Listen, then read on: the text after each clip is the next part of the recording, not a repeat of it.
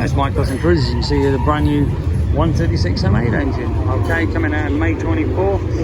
It's fully EPA compliant motor, 140 foot-pounds of torque apparently, and 125 horsepower. But that's stock with all the emissions stuff in. You know, you got like a low lip cam, and you know the valves are only 1.1 of an inch bigger than the stock.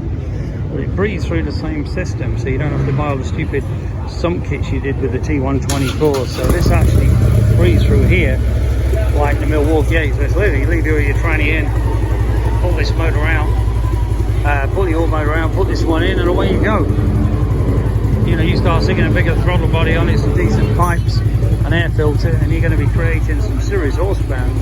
Apparently they're going to be doing a 143, much like the motor over there as well. But at the moment this is a 136. Apparently one guy's bought a 158. If you're interested in S&S stuff, customcruisers.com.